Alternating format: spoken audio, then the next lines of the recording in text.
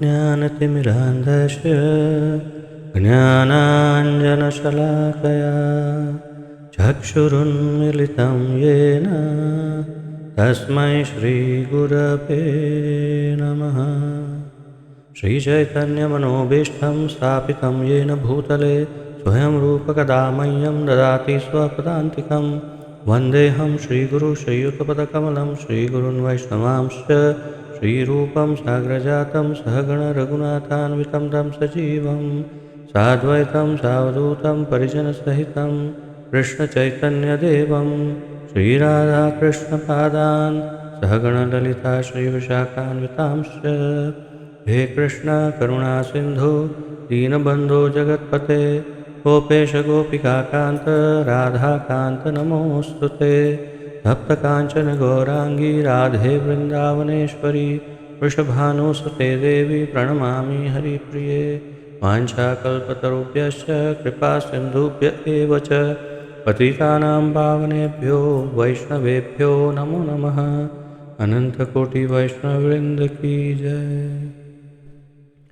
नारायणं नमस्कृत्य नरं चैव नरोत्तमं देवीं सरस्वतीं व्यासं ततो जयमुदीरयेत्। शृण्वतां स्वकथा कृष्ण पुण्यश्रवणकीर्तनः हृद्यन्तस्तो यभद्राणि विद्युनोति सुहृत्सतां। नष्टप्रायेषु अभद्रेषु नित्यं भागवतसेवया भगवति उत्तमश्लोके भक्तिर्भवति नैष्ठिकी। ॐ नमो भगवते वासुदेवाय। ॐ नमो भगवते वासुदेवाय।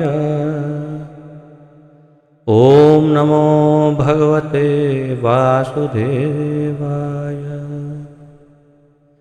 नमः विष्णुपादाय कृष्णप्रेष्ठाय भूतले श्रीमते जयपताका स्वामिन् इति नामिने। नमो आचार्यपादाय निताय कृपाप्रदायने गौरकथाधामदाय नगरग्रामतारिणे। नमः विष्णुपादाय कृष्णप्रेष्ठाय भूतले श्रीमते भक्तिवेदान्तस्वामिन् इति नामिने। नमस्ते सारस्वते देवे गौरवाणी प्रचारिणे निर्विशेषशून्यवादी पाश्चात्यदेशतारिणे। जय श्री कृष्ण चैतन्य प्रभु नित्यानंद श्री अद्वैत गदाधर श्रीवासादि गौर भक्तवृंद। हरे कृष्ण कृष्ण कृष्ण हरे हरे हरे राम राम राम हरे हरे। हरे कृष्ण कृष्ण कृष्ण हरे हरे हरे राम राम राम हरे हरे। हरे कृष्ण कृष्ण कृष्ण हरे हरे हरे राम राम राम हरे हरे।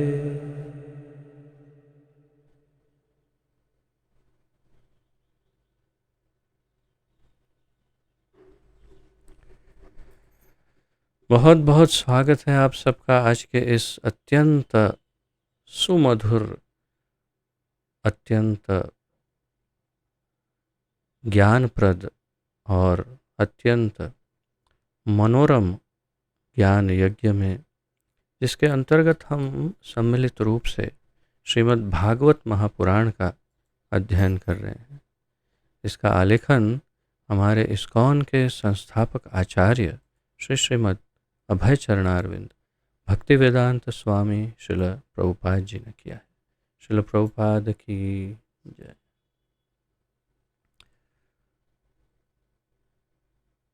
प्रथम स्कंद के तृतीय अध्याय के अंतर्गत हम देख रहे हैं कि भगवान के विविध अवतार जो हुए हैं उसकी सूची एक अनुक्रमणिका इंडेक्स की तरह यहाँ पर वर्णन है। और इस अनुक्रमणिका का अब समापन हुआ है और प्रथम जो 27 श्लोक हैं उसमें विविध प्रकार के अवतारों, अंशा अवतार और कलह अवतार, विभूति अवतार, पुरुष अवतार, अनेक प्रकार से अवतारों की अल्प व्याख्या हमने देखी। परंतु बहुत सारे अवतारों की बात नहीं भी की है जो हमने पिछले अध्ययन के दौरान एक लंबी सूची देखी थी कि कितने और अवतार हैं जिनके विषय में तो यहाँ कहना संभव नहीं था। इसलिए सूत गोस्वामी ने समय मर्यादा को देखते हुए, और शायद शुकदेव गोस्वामी ने विशेष रूप से समय मर्यादा को देखते हुए उसका वर्णन नहीं किया, नाम भी नहीं लिया। तो तात्पर्य यह है कि इतने सारे अवतारों के पश्चात अंत में ये कह रहे हैं श्रील सूत गोस्वामी कि ये सब तो कला, अंश इत्यादि है, परंतु परम भगवान कौन है उसका वर्णन अब इस श्लोक में करने वाले हैं, जो आज का 28वां श्लोक है।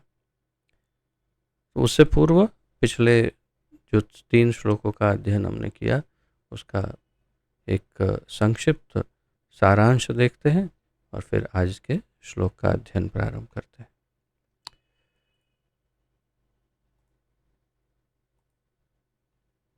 आप सब पढ़ पा रहे हैं स्क्रीन पर?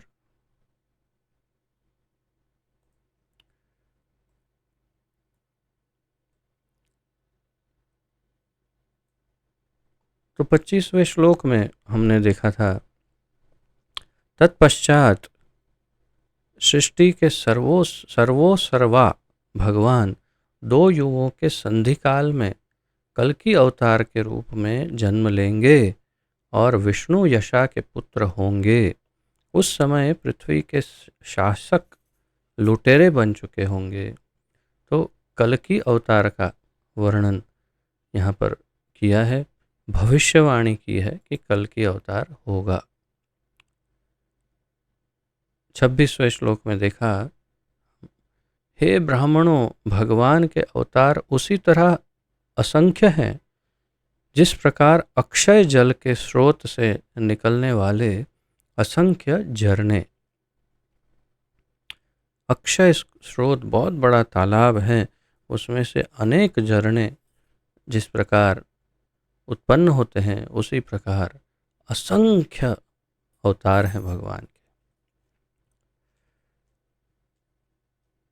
और 27वें श्लोक में हमने पढ़ा, सारे ऋषि मनु देवता तथा विशेष रूप से शक्तिशाली मनु की संतानें भगवान के अंश या उन अंशों की कलाएं हैं। इसमें प्रजापति गण भी सम्मिलित हैं। तो यहाँ पर हमने विशेष रूप से अंश और अंश की कलाएं, इसका थोड़ा वर्णन देखा कि उसमें अंतर क्या है।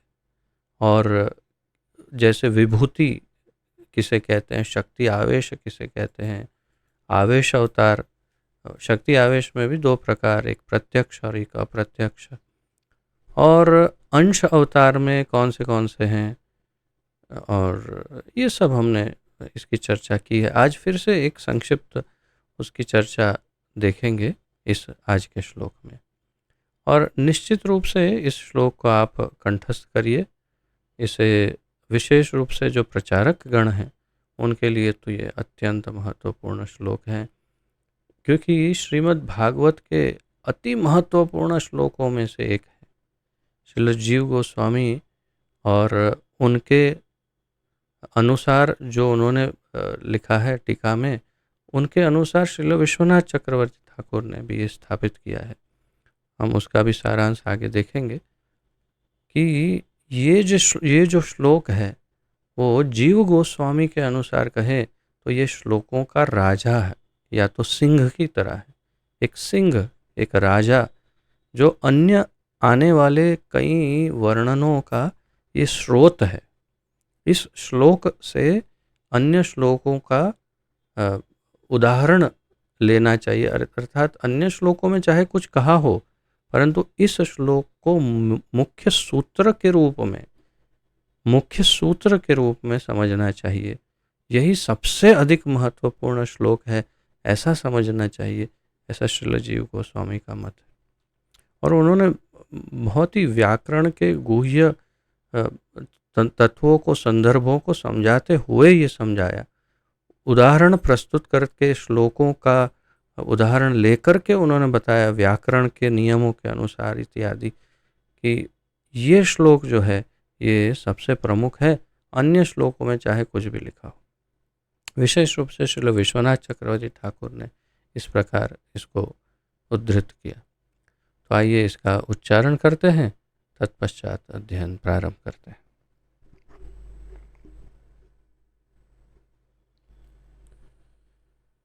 एते चांश कलाः पुंसः कृष्णस्तु भगवान् स्वयं इन्द्रारिव्याकुलं लोकं मृडयन्ति युगे युगे। एते चांश कलाः पुंसः कृष्णस्तु भगवान् स्वयं इन्द्रारिव्याकुलं लोकं मृडयन्ति युगे युगे।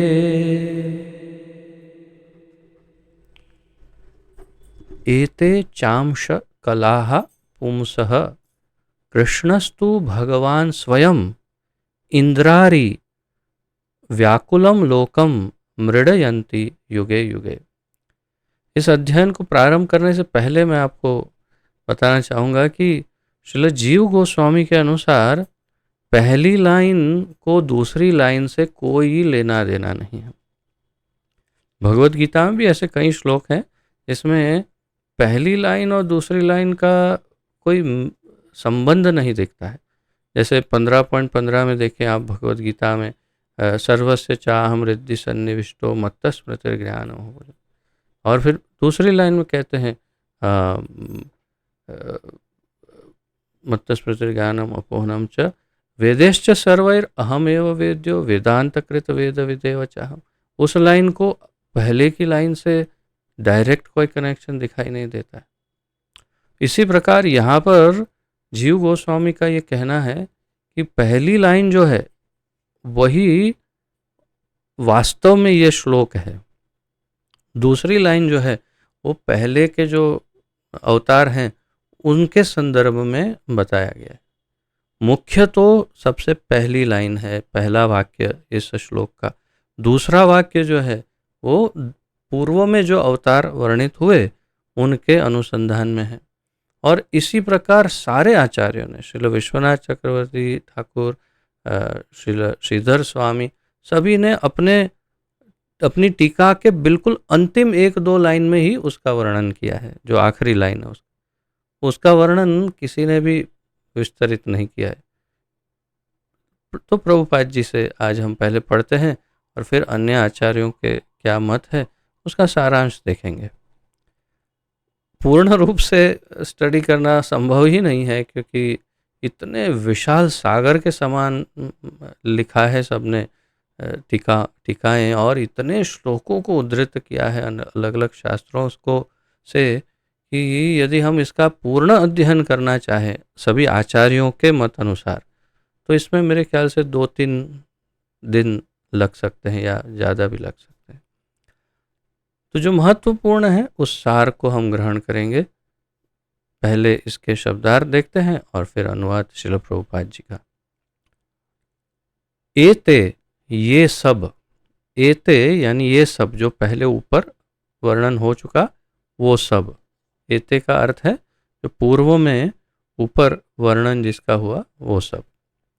च तथा अंश पूर्णांश, अंश कलाः, अंश कलाः, चांश कलाः, तो च अंश कलाः यानी पूर्णांश या पूर्णांश के भी अंश। इस बात को स्पष्ट समझ लीजिए और मैं निवेदन करूंगा जो नोट्स लिख रहे हैं, जो गंभीरता से इसका अध्ययन कर रहे हैं, उनके लिए तो आज बहुत सारा लिखने योग्य है, बहुत सारा सब्जेक्ट है, विषय है। तो स्पष्ट लिखते रहिएगा, तभी भविष्य में आपको इसका स्पष्टीकरण मिलेगा, उपयोग में आ सकेगा। तो अंश और कला। अंश क्या है? पूर्ण का अंश। पूर्ण क्या है? तो वास्तव में पूर्ण यहाँ पर हम जो देख रहे हैं वो पुरुष अवतार है, अर्थात कारणोदक्षाय विष्णु पूर्ण है, यानी पुरुष है। तो पुरुष अवतार जो हैं उनके अंश, तो पूर्णांश, पूर्णांश यानी अंश, और कलाहा यानी पूर्णांश के भी अंश, यानी गर्भोदक्षाई क्षीरोदक्षाई विष्णु के भी अंश और उनके भी अंश। और उसमें फिर कलह में और भी आ जाएंगे, जैसे विभूति, शक्ति आवेश, आवेश अवतार इत्यादि, ये सब आ जाएंगे उसमें। वो सब थोड़ा थोड़ा वर्णन प्रभुपाद जी कर रहे हैं, लेकिन ये समझिए भेद कि यहाँ अंश और कलह, यानी इसका अर्थ है मुख्य रूप से पुरुष अवतार के अवतरण, जैसे मत्स्य अवतार इत्यादि, ये सब पूर्ण अंश हैं। और पूर्णांश के भी अंश यानी शक्ति आविष्ट आदि, जैसे श्री नारद मुनि हैं, व्यासदेव हैं, कपिल देव हैं इत्यादि। पुंसः परम पुरुष के, पुंसः यानी परम पुरुष। श्रील जीव गोस्वामी के अनुसार पुंसः अर्थात पुरुष, पुरुषः, पुरुषः अर्थात श्री कारणोदक्षाई विष्णु। तो पुंसः का अर्थ भी पुरुष ही है, तो परम पुरुष अर्थात कारणोदक्षाई विष्णु। कृष्ण, अब ये नई लाइन है। अब तो एते चांस कलह पुंसः, ये सब जो थे वो पुरुष के, ये यहाँ देखिए, एते चांस कलह पुंसः अर्थात ये सब जो थे वे पुरुष के अवतार थे। कोई कलह या कोई पूर्णांश, लेकिन पुरुष के अवतार थे। कृष्णस्तु भगवान स्वयं, यही सबसे महत्वपूर्ण है। कृष्णस्तु भगवान स्वयं, इसे हम मार्क भी कर देते हैं ताकि भविष्य में इसे सब ध्यान में रख सकें। तो कृष्ण, भगवान कृष्ण, बहुत स्पष्ट है कृष्ण कौन है। तू, लेकिन अब ये जो तू शब्द है ना, इस शब्द पर तो इतना सारा लिखा है आचार्यों ने कि मैं बता नहीं सकता। कम से कम 1 घंटा तो हम उस पर ही चर्चा कर सकते हैं। ये तू शब्द पर इतना आचार्यों ने लिखा है इस पर, कि इस संपूर्ण श्लोक का सबसे महत्वपूर्ण भाग क्या है। संपूर्ण श्लोक का सबसे महत्वपूर्ण भाग है पहली लाइन। पहली लाइन का सबसे महत्वपूर्ण भाग है दूसरा भाग, यानी कृष्णस्तु भगवान स्वयं। और दूसरे भाग का सबसे महत्वपूर्ण जो शब्द नहीं बल्कि अक्षर है, वो है तू। अर्थात इस संपूर्ण श्लोक का मूल आधार जो है वो इस तू शब्द पर है। अगर ये तू नहीं होता तो इसका अर्थ कुछ अलग होता, लेकिन ये तू है तो इसके कारण बहुत ही स्पष्ट हो जाता है कि भगवान कृष्ण की पोजीशन, उनकी अवस्था सर्वोच्च है। ये स्पष्ट होता है, आचार्य समझाते हैं। तो भगवान अर्थात भगवान स्वयं, साक्षात कृष्ण भगवान स्वयं, कृष्ण भगवान स्वयं, कृष्ण ही भगवान है, कृष्ण स्वयं भगवान। लेकिन कृष्णस्तु भगवान स्वयं क्यों कहना पड़ा, इसका अर्थ हम आगे देखेंगे। इंद्र अरि, अब ये दूसरा जो वाक्य है उसका अर्थ भी समझ ही लेते हैं। इंद्र अरि, इंद्र के शत्रु से। इंद्र अरि, अरि अर्थात शत्रु। इंद्र अरि, इंद्र के शत्रु से। व्याकुलम, विचलित, व्याकुल है, विचलित है क्या, लोकम, सारे लोक, सारे लोक, सभी लोकों की बात। मृडयंती अर्थात ये भौतिक लोकों की बात है। वास्तव में आध्यात्मिक जगत में तो कौन जाएगा परेशान करने, वैकुंठ जगत में, वहाँ तो असुर है ही नहीं। मृडयंती, सुरक्षा प्रदान करते हैं।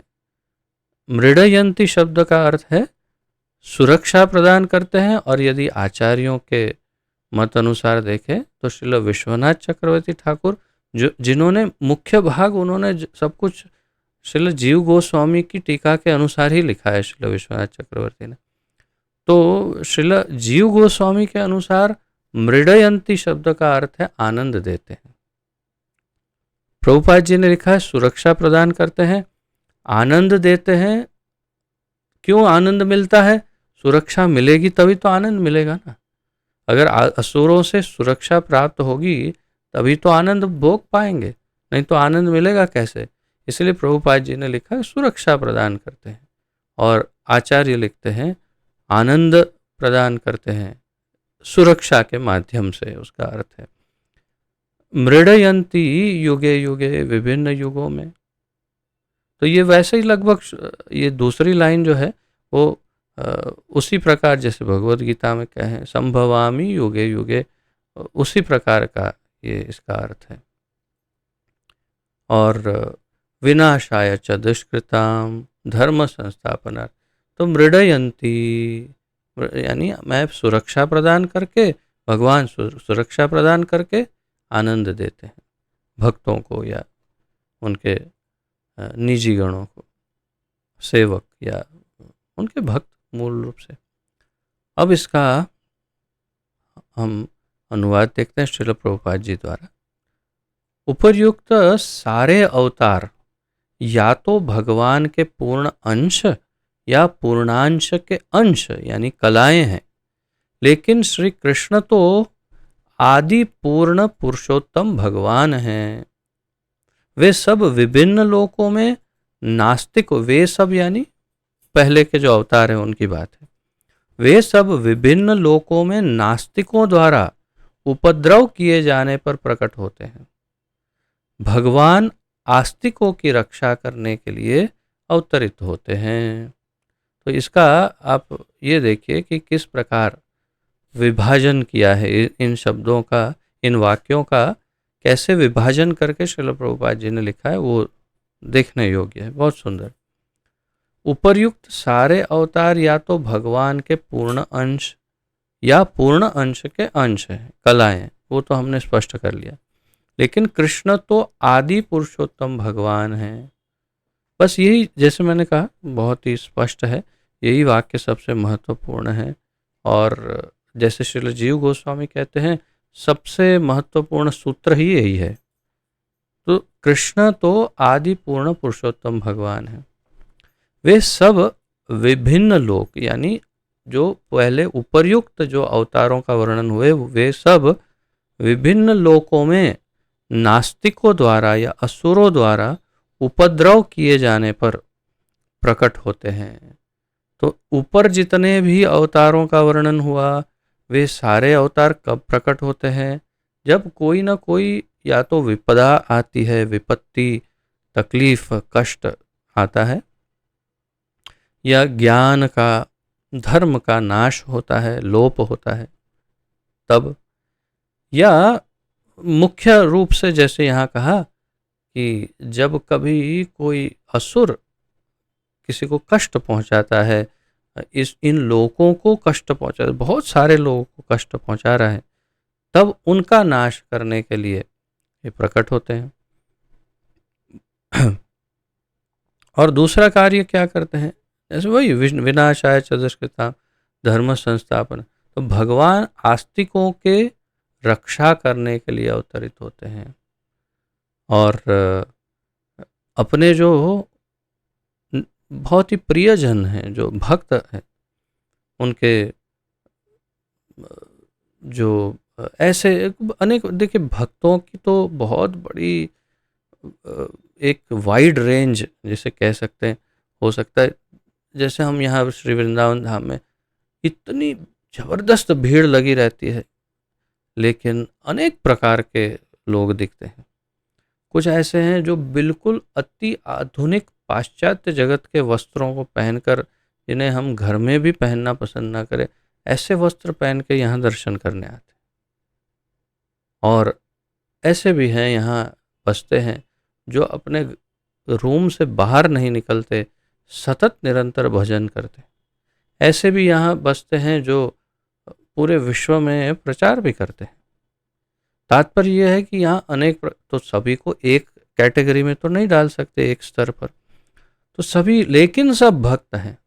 तो जो भक्तजनों को कष्ट पहुंचा रहे हैं, इन सभी को, उनको उनका नाश करके और जो भक्त हैं विशेष रूप से उन लोगों को आस्तिकों की रक्षा करके उन्हें आनंद प्रदान करने के लिए मृडयंती उनके लिए ये प्रस्तुत होते हैं जो अवतार हैं पहले के। तो ये मेरे ख्याल से काफ़ी स्पष्ट है। इसमें सबसे महत्वपूर्ण ये जो लाइन है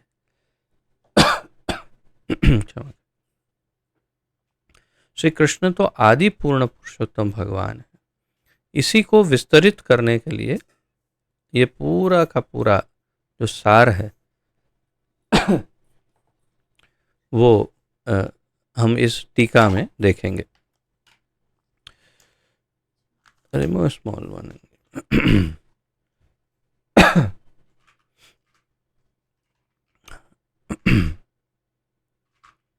फास्ट।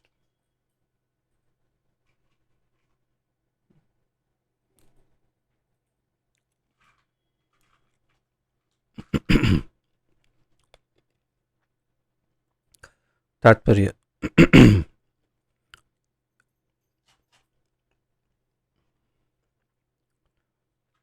इस विशिष्ट श्लोक में भगवान श्री कृष्ण को अन्य अवतारों से पृथक किया गया है, अलग किया गया है। उनकी गणना अवतारों में की जाती है क्योंकि अहेतु की कृपावश वे अपने दिव्य धाम में अवतरित होते हैं। अवतार का अर्थ होता है नीचे उतरने वाला। तो इसके ऊपर थोड़ा ध्यान देते हैं।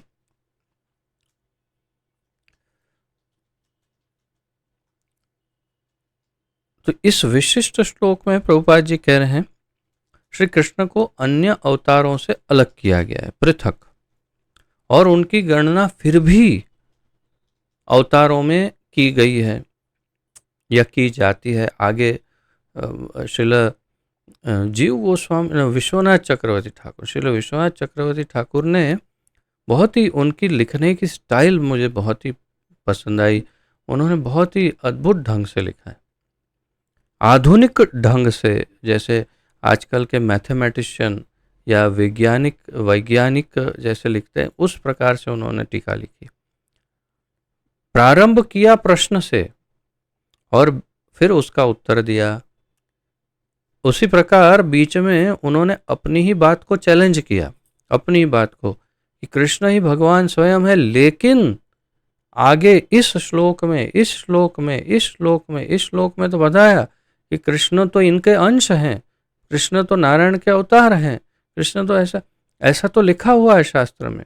तो फिर ये कैसे मान सकते हैं कि भगवान स्वयं है कृष्ण या परब्रह्म परमेश्वर है। और फिर अपनी ही बात को उन्होंने काटने के लिए, यानी इस प्रश्न को, जैसे कोई और ये प्रश्न कर रहा हो तो उसका उत्तर देने के लिए अनेक तरह से समझाया, अनेक श्लोकों का उदाहरण लिया उन्होंने, तथा संस्कृत के व्याकरण के या तो भाषा के जो नियम हैं उनके अनुसार समझाया कि ये श्लोक, जैसे मुख्य रूप से उन्होंने सब कुछ जीव गोस्वामी से ही प्राप्त किया, तो जीव गोस्वामी ने ये स्थापित किया कि ये श्लोक जो है वही मूल सूत्र है। और बाकी जो अन्य श्लोकों में बताया, कहीं बताया कि कृष्ण तो जैसे एक श्लोक में बताया कि माता देवकी के गर्भ में, जो देवता उन्हें कहते हैं माता देवकी को, कि आपके गर्भ में तो भगवान के अंश इसमें प्रकट हैं। तो ये सारे जो श्लोक हैं उनको समझने के लिए इस श्लोक को समझना जरूरी है। जब ये समझ जाएंगे कृष्ण भगवान स्वयं हैं, तो बाकी सारे जो भी वर्णन हैं वो उनके कुछ न कुछ विभिन्न दृष्टिकोण हैं, परंतु वास्तव में मूल सत्य ये है कि कृष्ण पूर्ण भगवान है। तो यहाँ पर बता रहे हैं कि उनकी गणना अवतारों में की जाती है और इसका बहुत ही विशिष्ट रूप से वर्णन श्रील मेरे ख्याल से, जहाँ तक मुझे स्मरण है, जीव गोस्वामी ही वर्णन करते हैं जी हाँ, जीव जीव गोस्वामी ने वर्णन किया, क्योंकि इतना सारा अध्ययन किया है मैंने, तो थोड़ा इधर-उधर हो जाता है। हाँ, जीव गोस्वामी जी कहते हैं कि वास्तव में मथुरा में और द्वारिका में, मैंने शायद लिखा भी है। हाँ, हाँ, और ये इस बात को श्रील विश्वनाथ चक्रवर्ती ठाकुर भी लिख रहे हैं। तो श्रील विश्वनाथ चक्रवर्ती ठाकुर लिखते हैं कि किंतु कृष्ण को अवतार भी कहा जाता है, क्योंकि वे मथुरा आदि यानी द्वारका में, मथुरा में भूलोक के स्थानों पर मनुष्य की तरह लीलाएं करते हैं, मनुष्य की तरह लीलाएं करते हैं, इसीलिए उन्हें अवतार भी कहा। तो तात्पर्य क्या है कि जो भगवान कृष्ण का, उनका सार जो हम अगर समझे, तो जो वृंदावन में जो कृष्ण रहते हैं, जो ब्रज मंडल के अंदर मथुरा को छोड़कर जो बाकी ब्रज मंडल है, उसमें जो लीलाएं करने वाले कृष्ण हैं, जो गोवर्धन में, वृंदावन में, गोकुल में, नंदगांव आदि में जो लीलाएं कर रहे हैं, वो कृष्ण स्वयं भगवान है। जब मथुरा में जाते हैं तो वो वास्तव में उनका एक अंश जाता है। शास्त्र भी कहते हैं वृंदावनम परित्यज्य पादम एकम न गच्छति, एक कदम भी वृंदावन छोड़कर कृष्ण कहीं नहीं जाते हैं। और तो मथुरा में कौन जा रहा है? उनका एक विस्तार जा रहा है। तो वो वाले जो कृष्ण है, हाँ, वो एक प्रकार से अंश या अवतार या कुछ ऐसा कुछ कहिए। फिर द्वारका में एक और विस्तार जाता है, इस प्रकार उनके विस्तार होते रहते हैं। तो इसीलिए उनको अवतार कहा जा सकता है, हाँ बिल्कुल, क्योंकि उनके अवतार मथुरा में आते हैं, द्वारिका में आते हैं इत्यादि। तो अवतार का अर्थ प्रभुपाद जी ने समझाया, अवतार शब्द का अर्थ है जो नीचे उतरने वाला, अवतार का अर्थ है नीचे उतरने वाला। भगवान के सारे अवतार जिसमें स्वयं भगवान सम्मिलित है, भगवान के सारे अवतार और स्वयं भगवान विशेष उद्देश्यों की पूर्ति के लिए भौतिक जगत के विभिन्न लोकों में तथा विभिन्न योनियों में अवतरित होते हैं। ये हमने देखा कि किस प्रकार विभिन्न लोकों में भी अवतरित होते हैं और विभिन्न योनियों में भी अवतरण धारण करते हैं। कभी वे स्वयं आते हैं और कभी उनके अलग अलग पूर्णांश या अंश या अंशांश कला या फिर उनके द्वारा प्रत्यक्ष अथवा अप्रत्यक्ष रूप से आवेशित अंश इस भौतिक जगत में विशिष्ट कार्यों को संपन्न करने के लिए अवतरित होते हैं। तो इस बात की चर्चा बड़ी स्पष्ट रूप से हमने पहले ही कर ली है कि भगवान स्वयं आए, कृष्ण, या उनके पूर्ण अंश, अंशांश, कला या शक्ति आविष्ट विभूति या प्रत्यक्ष शक्ति या अप्रत्यक्ष, इस प्रकार से अवतरित होते रहते हैं। भगवान मूल रूप से समस्त ऐश्वर्य, सामर्थ्य, यश, सौंदर्य, ज्ञान तथा वैराग्य से पूर्ण होते हैं। श्री प्रभुपाद जी ने भगवान की भगवत्ता को स्थापित करने के लिए बहुत सुंदर वर्णन किया है। ऐसा वर्णन अन्य किसी आचार्यों का नहीं। ये बहुत विशेष है, क्योंकि आधुनिक काल में पहले तो ये समझे कि भगवान कौन है और उन्हें भगवान कैसे स्थापित किया जाए, और अन्य जो हैं वो क्यों भगवान नहीं है, उनमें क्या कमियां हैं, वो सब वर्णन प्रभुपाद जी ने इसमें किया है अपने तात्पर्य में। और अन्य टीकाओं में बहुत ही गुह्य ज्ञान सब दिया है अलग अलग श्लोकों के द्वारा। तो प्रभुपाद जी के दृष्टिकोण से पहले देखते हैं। तुम भगवान मूल रूप से समस्त ऐश्वर्य, तो ये आप जानते हैं विष्णु पुराण के 6ठे स्कंद के 5वें अध्याय का 47वां श्लोक है, 6.5.47 विष्णु पुराण। ऐश्वर्यस्य समग्रस्य वीर्यस्य यशः श्रियः ज्ञान वैराग्य योश्चैव शरणां भग इतिंगणा। तो जिसमें समस्त ऐश्वर्य, सामर्थ्य, यश, सौंदर्य, ज्ञान तथा वैराग्य जिसमें संपूर्ण रूप से हो, उसे भगवान कहते हैं, पूर्ण मात्रा में। ये सब कुछ मैं इसलिए विस्तार नहीं कर रहा हूँ क्योंकि ये सब चर्चाएं हम पहले कर चुके हैं। जब ये पूर्णांशों या अंशांशों द्वारा अंशतः प्रकट होते हैं, तो यह समझना चाहिए कि उन विशिष्ट कार्यों के लिए उनकी विभिन्न शक्तियों के प्राकट्य की आवश्यकता होती है। प्रभुपाद जी समझा रहे हैं कि क्यों ये श्लोक बताया। ये श्लोक जो ऐश्वर्य से समग्रस्य, या तो उसका वर्णन क्यों किया। इतनी शक्तियां, 6 प्रकार की उनकी विशेष शक्तियां हैं। संपूर्ण सुंदरता, संपूर्ण यश, संपूर्ण शक्ति, संपूर्ण इस, तो उनमें से कोई ना कोई अंश लेकर के किसी न किसी प्रकार का मुख्य हेतु के लिए कि ये कार्य करना है, इसलिए इसमें से ये शक्ति चाहिए, ये शक्ति लेकर उस हेतु के लिए जो प्रकट होते हैं उन्हें अवतार कहते हैं। जैसे एक उदाहरण ले सकते हैं आगे वैसे प्रभुपाद जी स्वयं ही उदाहरण देंगे कि जैसे मत्स्य अवतार तो संपूर्ण ज्ञान का सार है। वास्तव में मत्स्य अवतार आपको आश्चर्य होगा, लेकिन क्योंकि भगवान मत्स्य रूप में भले प्रकट हुए, लेकिन फिर उन्होंने मनु को पूर्ण ज्ञान दिया, तो ज्ञान के पूर्ण अवतार हैं मत्स्य अवतार, और वे स्वयं पुरुष अवतार, पुरुष के अंश हैं। तो इस प्रकार किसी एक शक्ति को लेकर के, या आवश्यकता हो तो 2 या अधिक, तो किसी विशेष शक्ति को लेकर के किसी विशेष हेतु के लिए आते हैं, उन्हें अवतार कहते हैं। और ये अलग अलग प्रकार के हैं, वो सब आप जानते हैं। तो इस बात को आप स्पष्ट समझिएगा।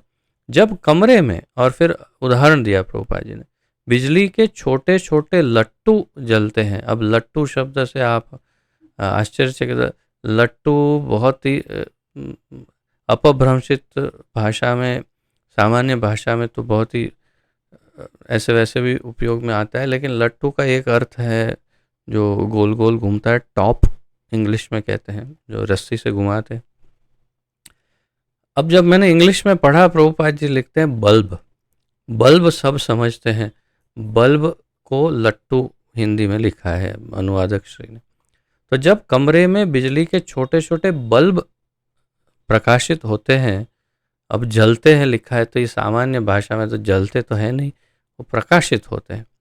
तो इसका अर्थ ये नहीं होता कि बिजली घर केवल इन्हीं बल्बों तक सीमित है।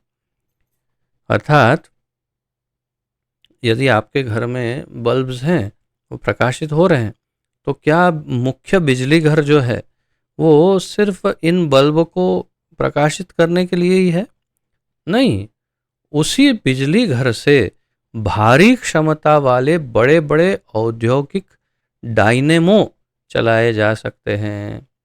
तो उसी बिजली से बहुत ही बड़े बड़े फैक्ट्रियों में बड़े बड़े मशीन, ये वो सब कुछ चलाया जा सकता है। तो वो केवल बल्ब प्रकाशित करने के लिए नहीं है बिजली घर, परंतु उसमें से आपके घर के बल्ब को भी प्रकाश प्राप्त हो रहा है।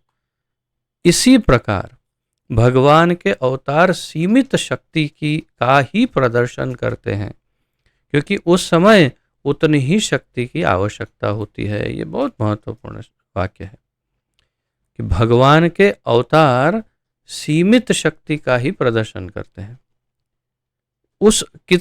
जितना उस समय आवश्यक है उतनी ही शक्ति का प्रदर्शन करते हैं भगवान के अवतार। अन्यथा जैसे कहते हैं कि कृष्ण लीला में इतने सारे असुर मारे। अब आचार्यों की बात माने तो एक दिन में कम से कम 3 असुर तो मारते ही थे, रूटीन था। सुबह दोपहर शाम 3 टाइम गोली खाने के बाद, वैसे ही 3 टाइम का उनका शेड्यूल। सुबह ये मारा, दोपहर को ये मारा, शाम को ये मारा, फिर घर आए। ऐसा। तो और अधिक भी बहुत असुर मारे, बहुत मारे। अरे आखिरी दिन, लास्ट डे, यहाँ से जब गए मथुरा, वृंदावन से मथुरा गए या नंदगांव से कहिए, तो उस दिन भी 2 असुर मार के गए। सुबह केशी को मारा, दोपहर को व्योमासुर को मारा, और शाम को फिर आराम किया। दूसरे दिन अर्ली मॉर्निंग सुबह निकल गए जाने के लिए मथुरा। उसके एक दिन पहले ही ऐसा कर्म किया उन्होंने, उस विभूति अपनी शक्तियों को दिखाया। कहने का तात्पर्य है कि जब जब शक्तियों का जितना अब इतने असुरों को क्या भगवान एक क्षण में, एक ही बार में नहीं मार सकते थे? बिल्कुल मार सकते हैं। एक वो एक केवल दृष्टिपात करेंगे और सारे असुर फिनिश हो जाएंगे। लेकिन ये तो उनका खेल है, आनंद है उसमें। भक्तों को भी आनंद देते हैं, उनकी भक्ति भी बढ़ाते हैं, श्रद्धा भी बढ़ाते हैं, और स्वयं भी आनंद प्राप्त करते हैं इस प्रकार। तो उनकी सीमित शक्तियां लेकर के अवतरित होते हैं अवतार। उदाहरणार्थ भगवान परशुराम ने विरोधी क्षत्रियों का 21 बार संहार करके, तथा भगवान नृसिंह ने अत्यंत शक्तिशाली नास्तिक हिरण्यकशिपु को मार करके असामान्य ऐश्वर्य का प्रदर्शन किया। उदाहरण बहुत सुंदर। परशुराम जी ने क्षत्रियों को साफ कर दिया 21 बार।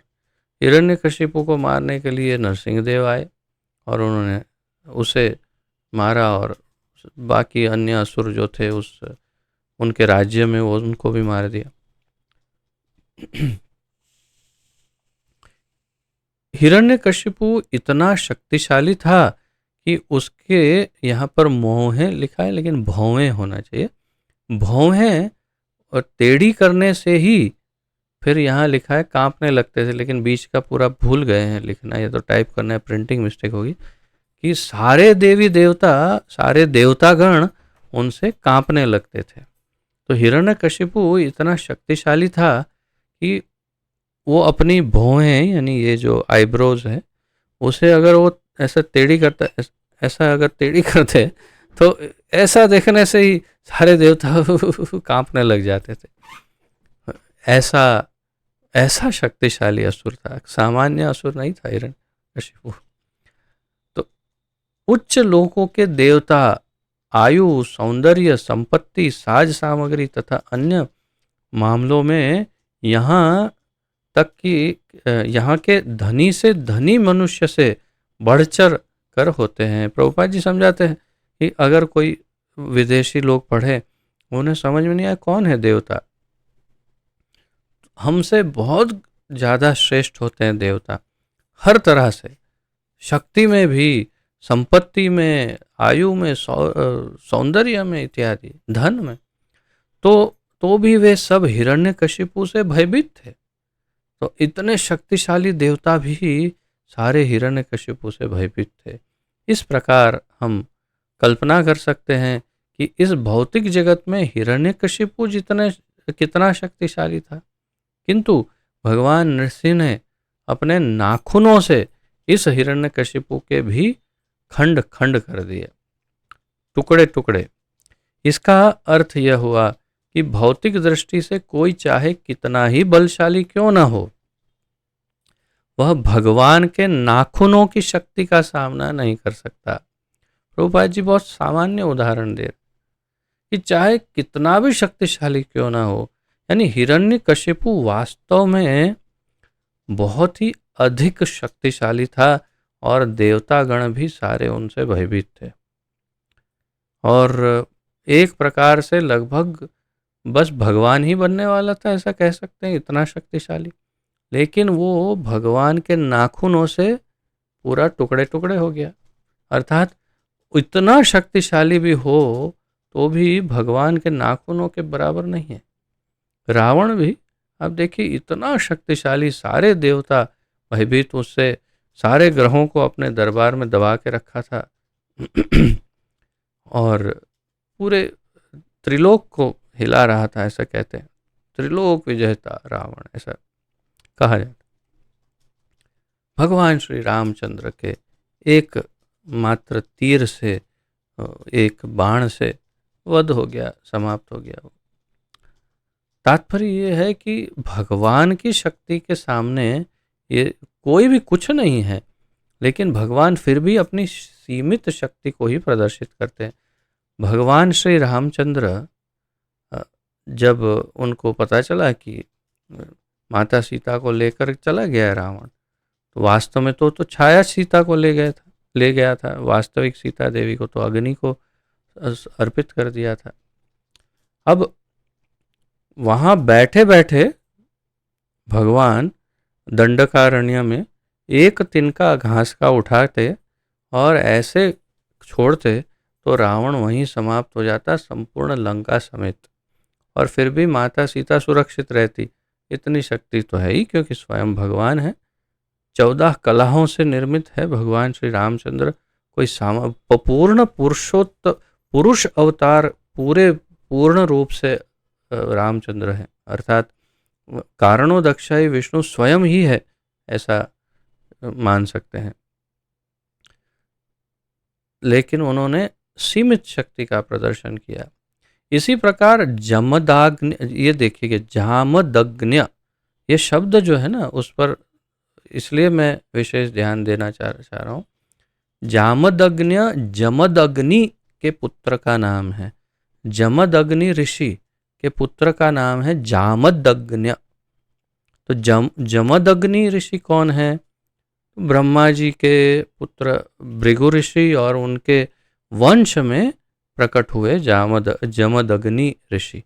और हमारे इस मनवंतर के 7 मुख्य ऋषि है। इस मनवंतर के सप्तर्षि कहा जाता है उनको। तो उन सप्तर्षियों में से एक ऋषि है जमदग्नि,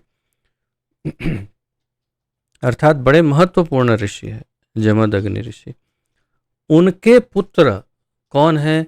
भगवान परशुराम। तो परशुराम जी का नाम है जामदग्न्य, क्योंकि वे जमदग्नि ऋषि के पुत्र हैं।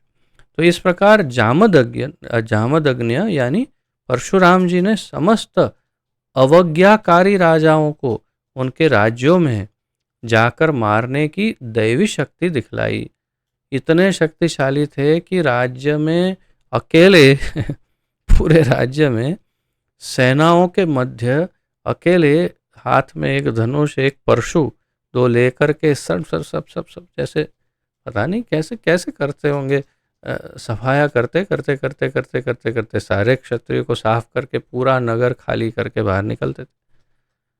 कोई फिल्म ऐसी नहीं बनी होगी शायद, बॉलीवुड, हॉलीवुड या टॉलीवुड क्या है, साउथ इंडियन फिल्मों में बहुत विशेष ऐसा आश्चर्यजनक दिखाते हैं, सब अकल्पनीय।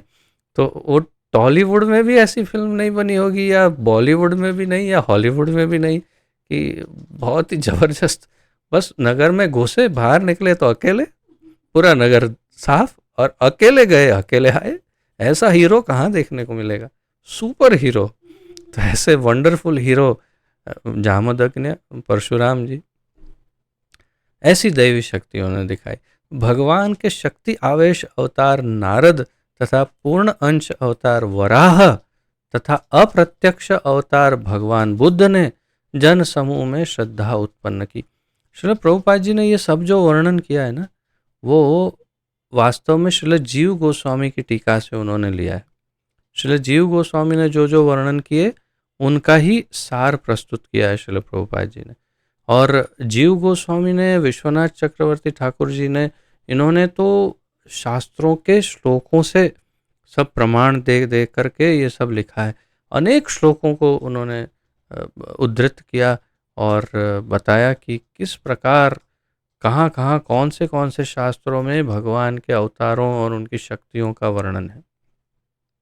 बहुत सारा लघु भागवतामृत से भी लिया गया था। तो प्रभुपाद जी यहाँ उसका सार प्रस्तुत कर, हमारे लिए वही महत्वपूर्ण है। यहाँ ये सब श्लोकों को स्टडी करने का कोई अर्थ नहीं, क्योंकि सार सत्य है। तो ये सार है कि भगवान के शक्ति आवेश अवतार जैसे नारद मुनि, पूर्ण अंश अवतार वराहदेव, अप्रत्यक्ष आवेश अवतार भगवान बुद्ध, देखिए अप्रत्यक्ष आवेश अवतार, प्रत्यक्ष प्रत्यक्ष आवेश अवतार नहीं है बुद्ध, तथा यानी बुद्ध एक जीव तत्व है वास्तव में, जिनके अंदर भगवान की शक्ति का आवेश हुआ और जन समूह में श्रद्धा उत्पन्न की उन्होंने। इस प्रकार राम तथा धन्वंतरी अवतारों ने उनकी ख्याति का, तथा बलराम, मोहिनी एवं वामन ने उनके सौंदर्य का प्रदर्शन किया। देखिए विशिष्ट, श्री राम और धन्वंतरी अवतार ने उनकी ख्याति, और बलराम जी, मोहिनी और वामन उनके सौंदर्य का प्रदर्शन किया। आप तो सब जानते हैं बलराम जी की शक्ति, लेकिन आप देखिए उन्होंने एक दो ही असुरों का वध किया है। पूर्ण कृष्ण लीला में बलराम जी ने एक दो असुरों का ही वध किया है, और आप देखिए बलराम जी में इतनी शक्ति होते हुए भी उन्होंने न महाभारत में हिस्सा लिया, न कोई और ऐसा शूरवीर का, लेकिन फिर भी उनका नाम बलराम है क्योंकि सबसे ज़्यादा बलवान है। लेकिन उनका एक और विशिष्ट गुण है, और वो है उनका सौंदर्य। वर्णन आगे हम पढ़ते ही रहेंगे। इतने सुंदर कृष्ण और बलराम दोनों ही परम सुंदर, अवश्य ही कृष्ण सबसे सुंदर हैं, परंतु बलराम जी भी अति सुंदर, अति मोहक है। तो उनकी सुंदरता, मोहिनी अवतार तो है ही सुंदरी, और वामन देव भी इतने मोहक हैं कि बलि राजा स्वयं ही और उनकी पत्नी या उनकी पुत्री वो भी मोहित हो गए और उनके पुत्र के रूप में देखने लगे वामन देव को। तो बहुत बहुत ही मोहक सुंदरता। फिर दत्तात्रेय, मत्स्य, कुमार तथा कपिल ने उनके दिव्य ज्ञान का प्रदर्शन किया। जैसे मैंने बताया श्रील जीव गोस्वामी तो एक एक का विस्तार करके बताते हैं। तो दत्तात्रेय के ज्ञान, वो आगे सब वर्णन आएगा भागवत में, हम अगर जब तक वहाँ तक जाएंगे ये सब आप पढ़ेंगे। मत्स्य अवतार में उन्होंने ज्ञान, जैसे मैंने कहा, उन्होंने दिया। कुमार, 4 कुमार का ज्ञान, और कपिल देव ने सांख्य योग प्रदान किया। तो ये दिव्य ज्ञान का प्रदर्शन तो भगवान के ज्ञान की शक्ति का इसमें प्रदर्शन हुआ। नर तथा नारायण ऋषियों ने उनके त्याग का प्रदर्शन किया। नर नारायण ऋषि का वैराग्य या तपस्या। इस प्रकार भगवान के समस्त अवतारों ने प्रत्यक्ष या अप्रत्यक्ष रूप से विभिन्न लक्षणों का प्रदर्शन किया। तो भगवान के, अब आपके लिए एक गृह कार्य है, होमवर्क। मेरे कहने से आप सब करते नहीं हैं, या तो पोस्ट में जब कहता हूँ आप व्हाट्सएप ग्रुप में उत्तर देते नहीं। अगर करेंगे तो मेरा तो क्या है, मैं तो आपके लिए ये सब अध्ययन कर रहा हूँ, लेकिन आप करेंगे आपको और अधिक लाभ होगा। आप भगवान के जो 6 ऐश्वर्य बताए, षड ऐश्वर्य, ऐश्वर्यस्य, समग्रस्य, वीर्यस्य, यशस्वी इत्यादि, उन 6 को क्रम अनुसार आप ऐसे लिख सकते हैं टॉप में। उनका धन या तो ऐश्वर्य, फिर उनकी शक्ति, फिर उनका ज्ञान, उनका वैराग्य, उनका सौंदर्य, ऐसे 6 टॉपिक्स लिखिए, और उसके अंडर आप लिखना कौन सा अवतार किसके अंदर आता है। वैसा आप एक चार्ट तैयार करिए, उसका एक स्नैप लीजिए और व्हाट्सएप ग्रुप में भेजिए। देखते हैं वो बहुत सबको लाभान्वित करेगा इससे, कि भगवान का कौन सा अंशा अवतार कौन से शक्ति का प्रदर्शन करता है। तो यहाँ पर यही है कि नर नारायण ऋषि का त्याग, वैराग्य, और इस प्रकार भगवान के समस्त अवतार प्रत्यक्ष या अप्रत्यक्ष रूप से विभिन्न लक्षणों का प्रदर्शन किया। लेकिन आदि भगवान कृष्ण ने भगवान के संपूर्ण लक्षण प्रकट किए।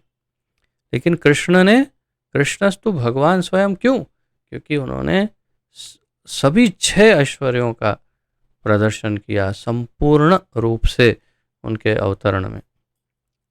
इस प्रकार इसकी पुष्टि होती है कि वे अन्य समस्त अवतारों के उद्गम हैं।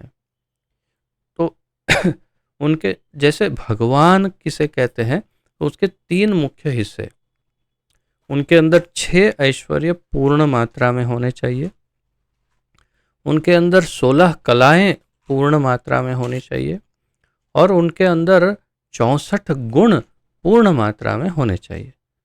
तो यहाँ प्रभुपाद जी ने, क्योंकि कलाओं की चर्चा हमने पहले अन्य श्लोकों में की थी, इसलिए कलाओं की ज़्यादा यहाँ चर्चा नहीं है, परंतु 6 ऐश्वर्यों की चर्चा विस्तार से की, और अब उनके 64 गुण की के आधार पर चर्चा करेंगे कि कौन से 64 गुणों में किसमें कितनी मात्रा है, ये कहेंगे। तो कृष्ण में 6 ऐश्वर्य पूर्ण, 16 कला है पूर्ण, और 64 गुण पूर्ण मात्रा में है, इसीलिए वे संपूर्ण भगवान हैं। ये भी बड़ा महत्वपूर्ण पॉइंट। तो यहाँ पर इस प्रकार इसकी पुष्टि होती है कि वे अन्य समस्त अवतारों के उद्गम हैं। कृष्ण जो हैं उनसे ही सारे अवतार प्रकट होते हैं। इससे मुझे स्मरण हो रहा है, भगवत गीता में भी अर्जुन दसम अध्याय के 12 और 13वें श्लोक में कहते हैं, अर्जुन भी ये बताते हैं, उन्होंने जब उनका भगवान का अद्भुत रूप का उन्होंने दर्शन किया और भगवान से इतना कुछ उन्होंने सुना भी, और जब उनका दर्शन भी किया, तो वे कहते हैं परम ब्रह्म परम धाम पवित्रम परमम भवान पुरुषम शाश्वतम दिव्यम आदिदेवम अजम विभुम। अर्जुन कहते हैं, उनको 8 अलग अलग उनके गुण बताए अर्जुन ने।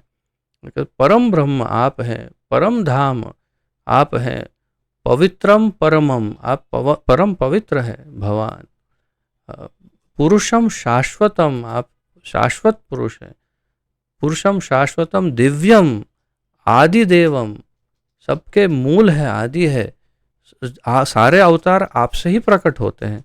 तो यही बात है यहाँ, आदिदेव सभी के मूल है, अजम विभुम, इतने उनके गुण बताए। और फिर ये भी कहते हैं कि आहुस्त्वाम ऋषया सर्वे देवर्षिर नारदस्तथा, सभी ऋषिगण भी यही बात कहते हैं जो आप कह रहे हैं और जो मैं कह रहा हूँ।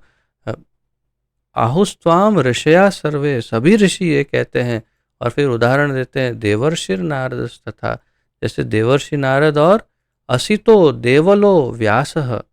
तो नारद मुनि, असित मुनि, देवल मुनि और व्यासदेव ये भी कहते हैं, और फिर लास्ट में कहते हैं स्वयं चैव ब्रवीषि में, और मैं भी ये देख रहा हूँ और कह रहा हूँ। तो अर्जुन ने भी इस बात की पुष्टि की कि आप स्वयं परम भगवान हैं और सारे अवतार आपसे ही प्रकट होते हैं। ब्रह्मा जी ने भी कहा ईश्वर परम कृष्ण सच्चिदानंद विग्रह अनादिर आदिर गोविंद सर्व कारण कारण। और फिर ब्रह्म संहिता के, ये तो प्रथम श्लोक है, और फिर हमने कल भी देखा था कि ब्रह्म संहिता के 29वें श्लोक में कौन सा था, 39वां श्लोक था।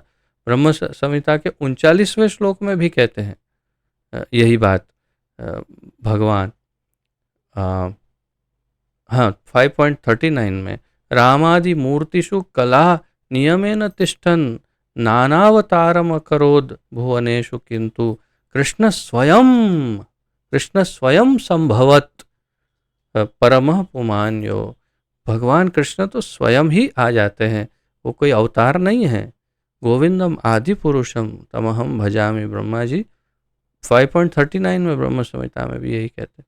तो तात्पर्य यह है कि इस प्रकार इसकी पुष्टि होती है कि वे अन्य समस्त अवतारों के उद्गम है। भगवान कृष्ण समस्त अवतारों के उद्गम है, ये सबसे महत्वपूर्ण बात है। और उनका सबसे असामान्य लक्षण तो वह था कि जिसमें उन्होंने गोपियों के साथ अपनी लीलाओं के रूप में अपनी अंतरंगा शक्ति का प्रदर्शन किया। श्रील प्रभुपाद जी कह रहे हैं कि उनकी सबसे असामान्य बात क्या थी। श्रील प्रभुपाद जी अब थोड़ा सा खुल करके बता रहे हैं कि उनकी सबसे असामान्य बात तो थी कि उन्होंने जो गोपियों के साथ जो लीलाएं की, वो किसी अवतार ने कहीं पर कभी किसी ने, न किसी देवी देवताओं ने न किसी अवतार ने, कभी किसी ने नहीं किया। हाँ, कृष्ण और बलराम दोनों ने किया। ये मैं आपको बताऊं कि जैसे श्री कृष्ण ने गोपियों के साथ लीला की, वैसे ही बलराम जी ने भी गोपियों के साथ रास लीला और ये सारी लीलाएं की। और ये भी बता दूं कि दोनों की गोपियां अलग थी। कृष्ण की गोपियां अलग, बलराम जी की गोपियां अलग थी। और ये सब उन्होंने यहाँ पर किया, तो ये उनकी विशेष शक्ति का प्रदर्शन है। अब ये बोलते बोलते ही हो सकता है विचार आए कि ये कोई बहुत अच्छी बात है, तो इसको स्पष्ट कर दिया प्रभुपाद जी ने और कहा, गोपियों के साथ उनकी लीलाएं उनके दिव्य अस्तित्व अर्थात सच्चिदानंद में जो आनंद स्वरूप है, वो आनंद तथा ज्ञान की स्थिति को प्रकट करने वाली है।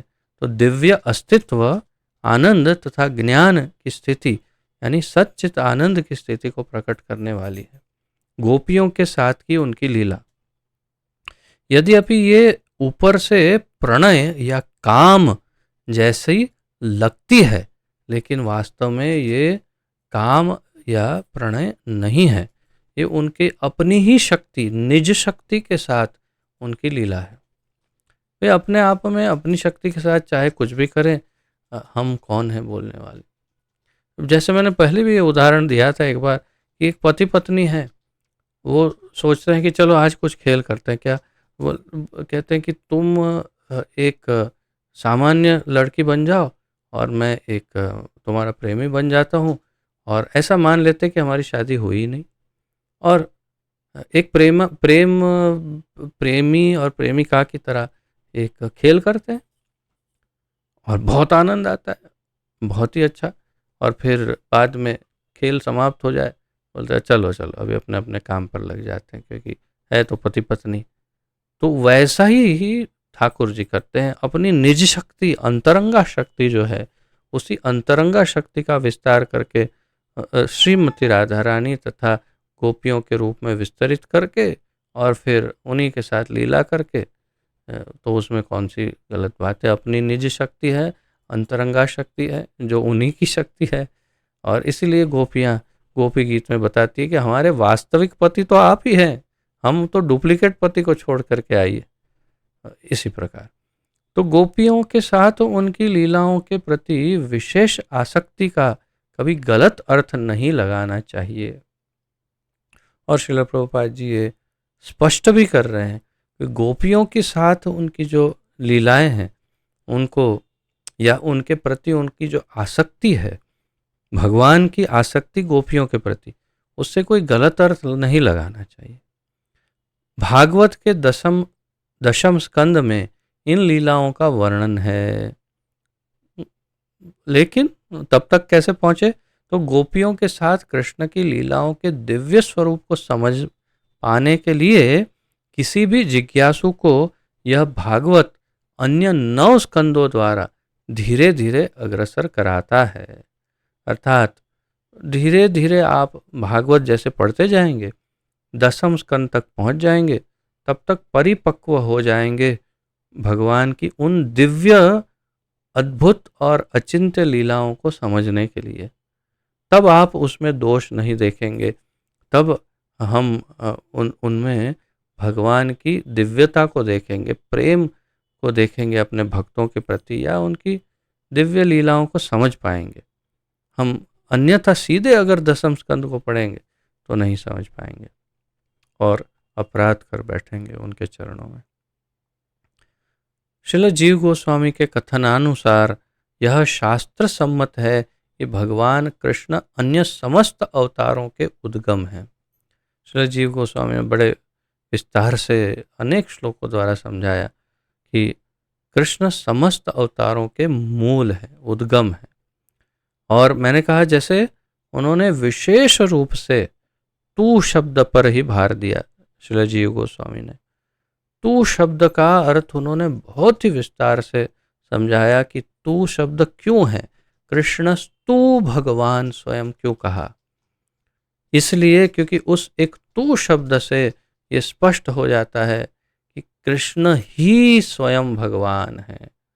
मैं आपको क्योंकि मैंने इस तरह सोचा है कि पहले इसे अध्ययन करेंगे श्रील प्रभुपाद जी के तात्पर्य को, उसके बाद हम आचार्यों के टीका को फिर से एक बार देखेंगे, बहुत ही संक्षिप्त में, परंतु उसमें ये सब बातें थोड़ी थोड़ी आएगी, क्योंकि जीव गोस्वामी की इन्हीं बातों को विश्वनाथ चक्रवर्ती ठाकुर ने और विस्तारित किया और अधिक, तो ये सब हम टीका में देखेंगे।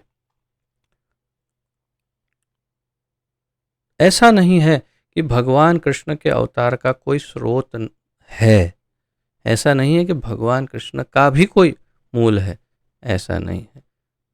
कृष्ण ही मूल है, उसी से सब कुछ प्रकट होता है। परम सत्य के सारे लक्षण भगवान श्री कृष्ण के व्यक्तित्व में पूर्ण रूप से निहित हैं और भागवत में भगवान स्पष्ट घोषित करते हैं, क्षमा करिए, भगवत गीता में भगवान स्पष्ट घोषित करते हैं कि उनके समान या उनसे बढ़कर कोई सत्य नहीं है। ये आप जानते हैं, श्रीमद् भगवत गीता का 7.7 श्लोक, मत्तः परतरम नान्यत किंचिद अस्ति धनंजय, मयि सर्वम इदम प्रोतम सूत्रे मणिगणाय। मत्तः परतरम न अन्यत किंचित अस्ति, मुझसे ऊपर और कोई नहीं है, भगवान कहते हैं। अन्य बहुत सारे श्लोक हैं जिसमें भगवान कहते हैं कि जो वे परम हैं, जैसे मैंने अभी कहा 10वें अध्याय में अर्जुन भी कहते हैं। तो ऐसा नहीं है कि भगवान कृष्ण के अवतार का कोई स्रोत है, वही स्वयं स्रोत है।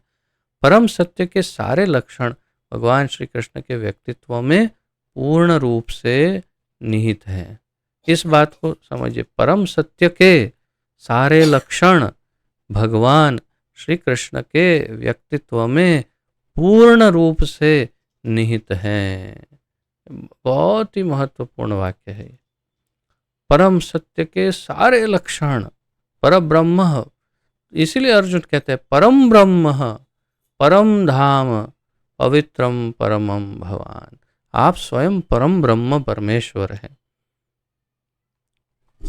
और भगवत गीता में भगवान ये स्पष्ट घोषित करते हैं कि उनके समान या उनसे बढ़कर कोई सत्य नहीं है। इस श्लोक में स्वयं शब्द का प्रयोग इसकी पुष्टि करने के लिए किया गया है कि भगवान कृष्ण स्वयं अपने सिवा अन्य कोई स्रोत नहीं है।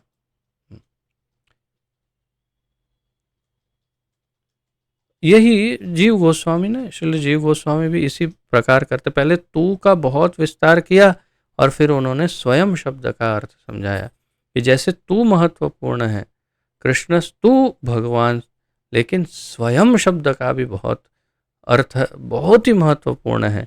कृष्णस्तु भगवान इतना कह देते कि कृष्ण ही भगवान है, लेकिन स्वयं क्यों कहा? क्योंकि जो अवतरित हुए वही मूल है, यानी कि जो वहाँ मूल है वही यहाँ आए हैं, इसलिए स्वयं आए हैं। दूसरों को अपना विस्तार करके नहीं भेजा है, कोई अवतार नहीं कोई एक्सपांशन, कोई विस्तार नहीं है, स्वयं ही आ गए हैं, खुद आए हैं चल करके। इसीलिए कृष्णस्तु भगवान स्वयं शब्द का प्रयोग हुआ है, ऐसा जीव गोस्वामी कहते हैं। यद्यपि अन्य स्थानों में अवतारों को उनके कार्यों के कारण भगवान कहा गया है, किंतु उन्हें कहीं भी पूर्ण पुरुषोत्तम नहीं कहा गया है।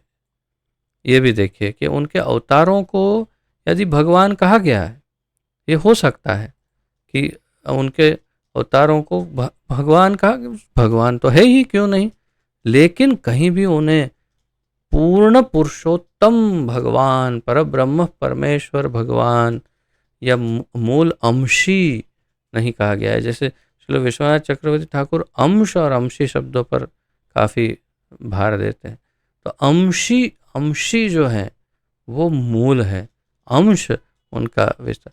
तो सभी जगह अंश है, यानी अंश प्रकट होते हैं, मूल नहीं प्रकट होते। तो कृष्ण मूल है। इस श्लोक में स्वयं शब्द परम श्रेय के रूप में उनकी श्रेष्ठता का सूचक है। यही तो सबसे महत्वपूर्ण बात है कि इस श्लोक में सबसे महत्वपूर्ण उनकी श्रेष्ठता या उनके उनकी भगवत्ता का परिवाचक शब्द कौन सा है? स्वयं। अंतिम आश्रय रूप कृष्ण एक एवं अद्वय है। एको अहम द्वितीयो नास्ति, एक है, दूसरा उनके समान कोई नहीं है। उन्होंने अपना विस्तार विभिन्न अंशों, कलाओं तथा कणों के रूप में स्वयं रूप, स्वयं प्रकाश, तद एकात्म, प्राभव, वैभव, विलास, अवतार, आवेश तथा जीव के नाम से कर रखा है। ये सभी अनगिनत शक्तियों से युक्त हैं जो तत्संबंधी स्वरूपों एवं व्यक्तित्वों के लिए सर्वथा उपयुक्त होती है।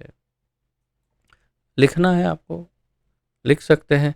पूरा लिस्ट दिया है श्रील प्रभुपाद जी ने। इसमें 2 भाग है, मैं आपको इसको थोड़ा सरल बनाता हूँ। विष्णु तत्व के अंतर्गत 7 है इस लिस्ट में, और टोटल 9 है।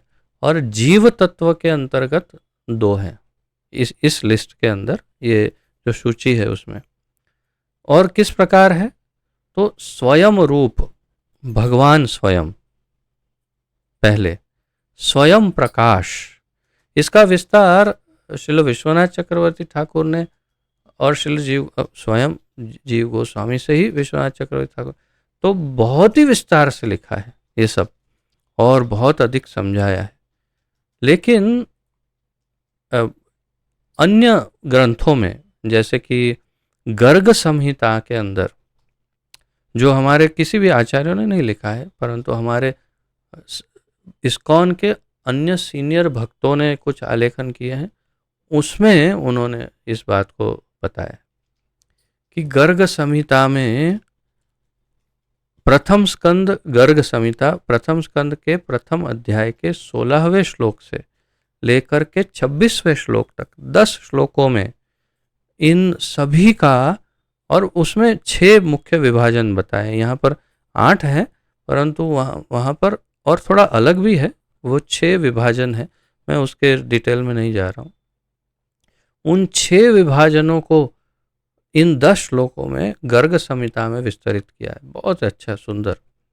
लेकिन प्रभुपाद जी ने यहाँ 8 इसके क्षमा करें 9 विस्तरण किए हैं और कहा स्वयं रूप, स्वयं प्रकाश, तत् एकात्मा, प्राभव, वैभव, विलास, अवतार। तो इसमें अवतार तक, यहाँ से इस लिस्ट में स्वयं रूप से लेकर अवतार तक की जो सूची है, जो मैंने आपके सामने हाईलाइट की है, वो सब भगवान के स्व अंश या विष्णु तत्व है। ये सब विष्णु तत्व है। परंतु आवेश तथा जीव, ये दोनों जो हैं वो जीव तत्व हैं। तो भगवान के जो आवेश, जैसे भगवान बुद्ध आदि, तो ये सब वास्तव में जीव तत्व हैं जिनमें भगवान की शक्ति का आवेश है। और फिर जीवात्मा, वो भी तो उनका विस्तार ही एक प्रकार से भगवान का, लेकिन ये सब जीव तत्व है, वो स्वयं तत्व नहीं। अब बहुत ही सुंदर ढंग से प्रभुपाद जी परसेंटेज में, कितनी मात्रा में कौन भगवान है, उसका वर्णन अब यहाँ करने जा रहे हैं। तो इसका आप लिस्ट बनाइएगा और लिखिएगा, जैसे मैंने आपको बताया 1 2 3 4 ऐसे करके क्रम बनाइएगा, और पहले 7 को विष्णु तत्व में, बाकी 2 को जीव तत्व में विभाजित करिए। इसके अंदर अगर आपकी इच्छा हो, रुचि हो कि इसको और अधिक गहराई से स्टडी करना है, तो गर्ग संहिता के जो श्लोक मैंने बताए वो मैं आपको अलग से व्हाट्सएप पर भेज सकता हूँ। अगर आप मुझे एक निवेदन या इंस्ट्रक्शन भेजेंगे तो मैं आपको अलग से भेज दूंगा कॉपी करके। ये श्लोकों में बहुत ही विस्तार से गर्ग संहिता में समझाया इन सबको। और इसमें स्वयं रूप जो है वही हमारे लिए सबसे महत्वपूर्ण है, क्योंकि स्वयं रूप यानी स्वयं भगवान कृष्ण वे अवतार नहीं है। ये सभी अनगिनत शक्तियों से युक्त है, ये सभी अनगिनत शक्तियों, लेकिन ये जो तत्संबंधी स्वरूपों एवं व्यक्तित्वों के लिए सर्वथा उपयुक्त होती है, ऐसी शक्तियों से युक्त है कि उस समय, जैसा हमने पहले देखा कि कब क्या जरूरत थी, ऐसी शक्तियों के साथ आए। अध्यात्म विषय के पंडितों ने अंतिम आश्रय स्वरूप कृष्ण का अत्यंत सावधानी से अध्ययन करके उनके 64 मुख्य गुण बताए हैं। तो अध्यात्म विषयों के पंडितों, विशेष रूप से श्रील रूप गोस्वामी और भक्ति रसामृत सिंधु में भगवान के गुण का बहुत ही सुंदर विस्तरण किया है। आपने अवश्य अध्ययन किया होगा, और नहीं किया हो तो अवश्य करिएगा। भक्ति रसामृत सिंधु, उसमें भगवान के गुण बताए हैं, श्रीमती राधा रानी के गुण बताए हैं। लेकिन जो ये 64 गुण अगर हम माने भगवान के, तो उसमें भगवान के सारे अंशों या श्रेणियों में इन गुणों का कुछ प्रतिशत, कुछ परसेंटेज ही पाया जाता है। अर्थात भगवान कृष्ण में तो 64 हैं गुण, लेकिन अन्यों में कुछ कम है। तो कैसे है? लेकिन श्री कृष्ण में ये गुण 100% पाए जाते हैं।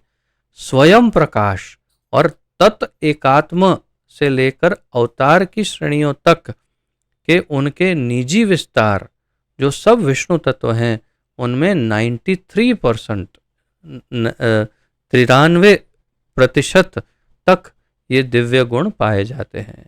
ये आप इसे हाईलाइट करिए, मैं कर रहा हूँ आपके लिए। तो लेकिन कृष्ण में 100% है, लेकिन स्वयं प्रकाश, स्वयं रूप नहीं, स्वयं रूप कृष्ण है, स्वयं प्रकाश से लेकर तत् एकात्म और अवतार तक, यानी 6, इन 6 श्रेणियों में उनके निजी विस्तार, जो सब विष्णु तत्व हैं, उनमें 93% तक उनमें ये सब पाए जाते हैं दिव्य गुण। शिवजी में जो न तो अवतार है, न आवेश, और न ही इन दोनों के बीच आते हैं, उनमें लगभग 84% गुण पाए जाते हैं, 84%। शिवजी में 84% गुण हैं। जो और बताया कि जो अवतार भी नहीं है, वास्तव में विभिन्नांश अवतार हैं भगवान के, अर्थात उनके उनसे स्व अंश से अलग, यानी विष्णु तत्व नहीं है, परंतु जीव तत्व भी नहीं है, लेकिन आवेश भी नहीं है, अर्थात वे कुछ अलग ही तत्व है। जो जैसे ब्रह्मा जी समझाते हैं कि जैसे दूध का विकार होकर दही बनता है, वैसे शिव तत्व उत्पन्न होता है।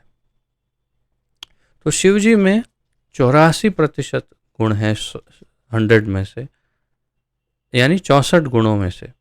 किंतु जीवन की विभिन्न अवस्थाओं वाले जीवों में ये गुण 78%, 78% तक पाए जाते हैं।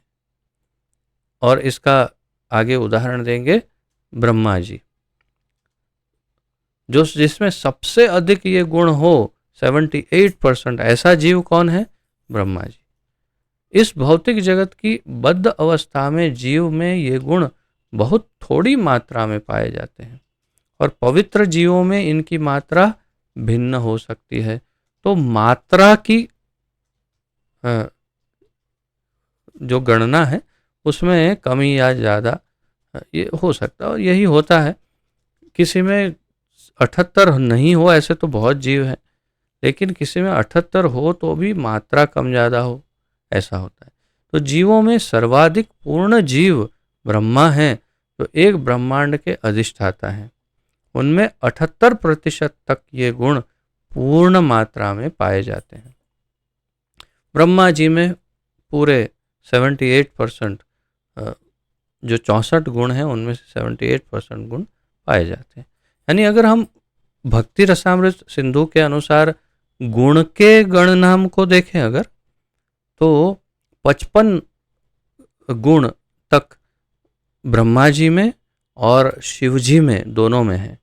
लेकिन 55 गुण जो हैं उनकी मात्राएं ब्रह्मा जी में काफ़ी कम है, शिव जी में बहुत अधिक है। और फिर 60 गुण तक नारायण में है और कृष्ण में 64 गुण हैं। उनमें 4 विशेष गुण हैं, रूप माधुरी, लीला माधुरी, प्रेम माधुरी और वेणु माधुरी। ये 4 गुण विशेष हैं उनमें नारायण से अलग, और इसलिए वे पूर्ण भगवान हैं। अन्य देवताओं में इन गुणों की मात्रा कम होती है और मनुष्य में तो अति अल्प मात्रा पाई जाती है। तो देवताओं में थोड़ी कम और मनुष्य में बहुत कम। मनुष्य जीवन की पूर्णता का मानदंड यही है कि वह इन गुणों को 78% तक पूर्ण मात्रा में बढ़ाए।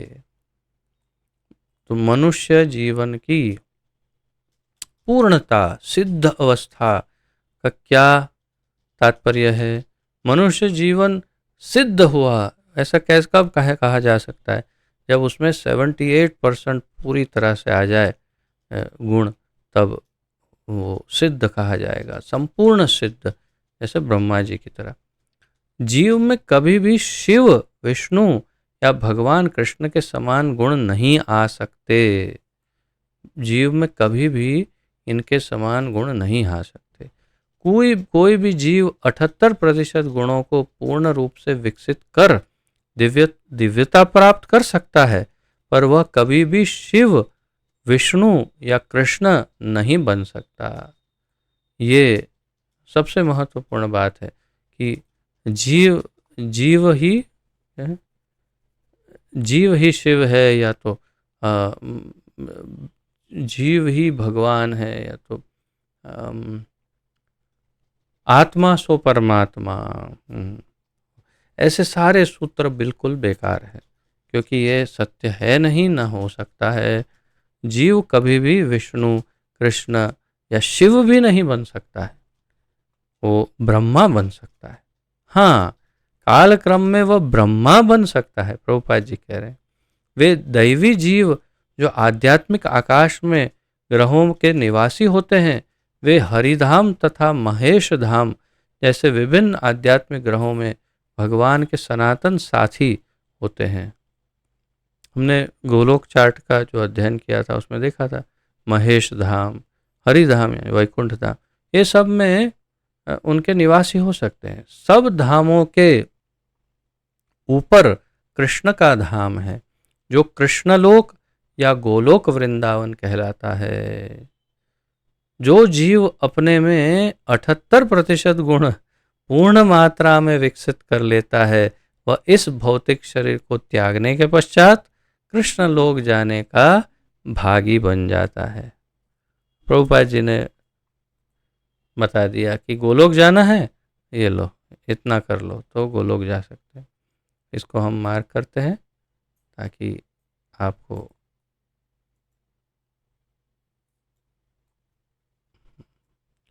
तो सब धामों के ऊपर कृष्ण का धाम है, जो कृष्ण लोक या गोलोक है। जो जीव अपने आप में 78% गुण विकसित करता है, वो इस धाम जाने का अधिकारी बन जाता है। ये हमारे लिए सबसे महत्वपूर्ण है। इस प्रकार श्रील प्रभुपाद जी का तात्पर्य यहाँ पूर्ण हुआ। और अब हम देखते हैं हमारे पूर्ववर्ती आचार्यों में, विशेष रूप से श्रील विश्वनाथ चक्रवर्ती ठाकुर का ही मैं यहाँ पर सार लूँगा, क्योंकि जीव गोस्वामी का ही सार उन्होंने लिया है और उसको और अधिक विस्तृत किया है। इसलिए फिर मैंने जीव गोस्वामी जी के सार को बहुत यहाँ पर वर्णन नहीं किया।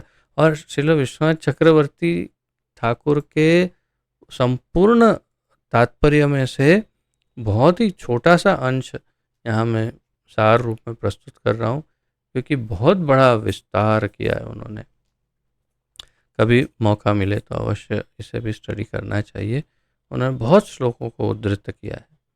मैं खो गया उसी में वास्तव में, इसलिए आज क्लास प्रारंभ करने में भी लेट हो गया। इतना सुंदर सभी आचार्यों ने लिखा है। तो क्या ये सब अवतार का प्रश्न, मैंने जैसे कहा, आपको स्मरण होगा, श्रील विश्वनाथ चक्रवर्ती स्टार्ट करते हैं प्रश्न से, क्या ये सब अवतार एक समान है या सबको श्रेणीबद्ध किया जा सकता है? उन्होंने प्रश्न पूछा, जितने ऊपर जितने अवतार बताए क्या ये एक समान है या उनको अलग अलग उनके गुणों या शक्तियों या हेतु के अनुसार श्रेणीबद्ध? इसका उत्तर इसी श्लोक में है। वे कहते हैं कि इसका उत्तर इस श्लोक में दिया है।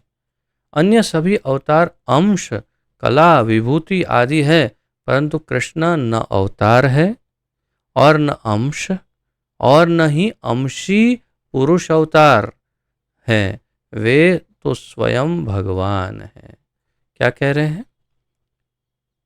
अन्य सभी अवतार अंश, कला, विभूति आदि है, लेकिन कृष्ण न अवतार है, न अंश है और न अंशी पुरुष अवतार है।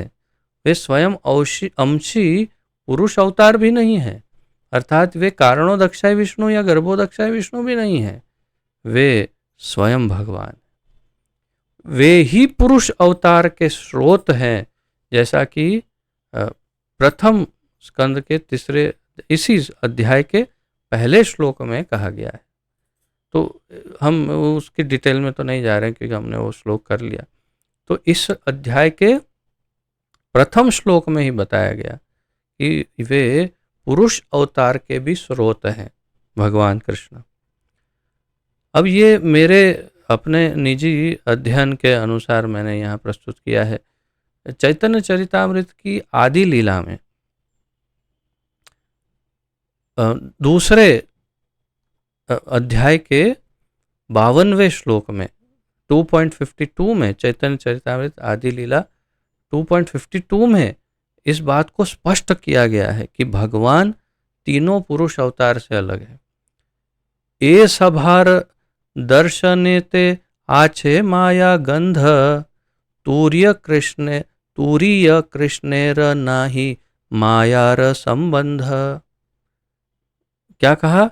ए सभार दर्शनेते आछे माया गंध। इससे इस श्लोक के पहले वाले जो श्लोक है उसमें सभी पुरुष अवतारों का वर्णन है, चैतन्य चरितामृत आदि लीला।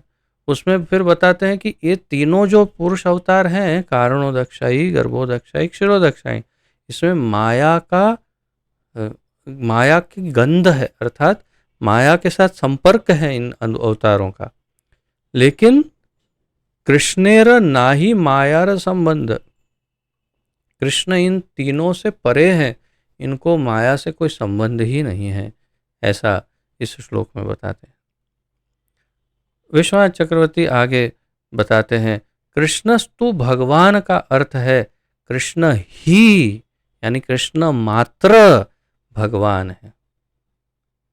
कृष्णस्तु भगवान, कृष्ण ही या कृष्ण मात्र, कृष्ण ही भगवान है और कोई नहीं है। भगवान का अंश या रूप या विस्तार नहीं है। स्वयं शब्द, इसमें फिर स्वयं शब्द पर भी भार दिया। स्वयं शब्द से ये स्पष्ट हो जाता है कि कृष्ण स्वयं ही भगवान है, जो हमने चर्चा की। और इस तरह कृष्ण महानारायण, जिसे हम महाविष्णु कहते हैं या कारणोदक्षाय विष्णु, तो इन्हें महानारायण कहा श्रील विश्वनाथ चक्रवर्ती और श्रील जीव गोस्वामी ने। तो कृष्ण महानारायण से भी श्रेष्ठ हैं, उनसे ऊपर हैं भगवान कृष्ण। छांदोग्य उपनिषद के तीसरे स्कंद के 17वें अध्याय के 6ठे श्लोक में भी कृष्ण को पुरुष से श्रेष्ठ बताया गया है। पुरुष से श्रेष्ठ यानी पुरुष अवतार से श्रेष्ठ बताया है छांदोग्य। किंतु कृष्ण को अवतार भी कहा जाता है। क्यों? क्योंकि वे मथुरा आदि द्वारका भूलोक के स्थानों पर मनुष्य की तरह लीलाएं करते हैं, जिसकी चर्चा हमने कर ली। इसके पश्चात ये सब चर्चाएं करने के बाद श्रील विश्वनाथ चक्रवर्ती ठाकुर अनेक प्रमाण प्रस्तुत करते हैं और ये कहते हैं कि कृष्ण तो अंश या अवतार है। और फिर कहते हैं, क्या कहते हैं? कृष्ण तो अंश या अवतार है। और इसके बाद क्या कहते हैं, ये मैं पढ़ता हूँ, आप सुनिए। और इसको मैं आपके स्क्रीन के सामने भले ही प्रस्तुत ना कर रहा हूँ, लेकिन रिकॉर्डिंग में यूट्यूब में ये आ जाएगा स्क्रीन पर, जिस पे फिर पढ़ सकते हैं सभी लोग। यह सूत्र कार्य में एक बार आता है और यह सूत्र, अब मैं जो कह रहा हूं उसका अर्थ समझिए पहले। कृष्णस्तु भगवान स्वयं, ये जो सूत्र है ये इसकी बात है। तो यह सूत्र कार्य में एक बार आता है और बार बार दोहराया नहीं जाता। हालांकि शास्त्रों में लाखों कथन है। यह सूत्र एक राजा की तरह उन सभी को नियंत्रित करता है। ये सूत्र जो है वो राजा की तरह इन सभी, ये जीव गोस्वामी के वर्णन से ही इन्होंने लिखा है सब। तो राजा की तरह ये सूत्र, कृष्णस्तु भगवान स्वयं, वो राजा की तरह सभी को नियंत्रित करता है। आगे जितने भी आएंगे, भगवान तो इसके अवतार है, ये है, कृष्ण तो उनका अवतार है, वो सब का मूल ये है। इस प्रकार जो कथन सूत्र का खंडन करते हैं उनकी व्याख्या की जानी चाहिए ताकि वे सूत्र से सहमत हों। और कहते हैं कि जो सूत्र में ऐसा लिखा कि हाँ कृष्ण तो इनका अवतार है, एक सूत्र में ऐसा भी लिखा है कि नर नारायण ऋषि अवतार लेते हैं, उनका अंश अवतार लेता है, नर से अर्जुन और नारायण से कृष्ण उत्पन्न होते हैं, ऐसा भी। लेकिन उसकी व्याख्या करनी चाहिए, ऐसा कहते हैं श्रील विश्वनाथ चक्रवर्ती ठाकुर। और उसके संदर्भ में समझाना चाहिए कि ये जो आप यहाँ जो समझ रहे हैं वो वास्तविक सत्य नहीं है। सत्य क्या है? कृष्णस्तु भगवान स्वयं। ऐसा इसलिए है क्योंकि ये विपरीत कथन कमजोर हैं। जो ऐसे छोटे छोटे छोटे वर्णन हैं वो कमजोर हैं क्योंकि वे कार्य में द्वितीयक विषयों से संबंधित हैं और क्योंकि सूत्र का कथन श्रुति द्वारा समर्थित होने के कारण मजबूत है।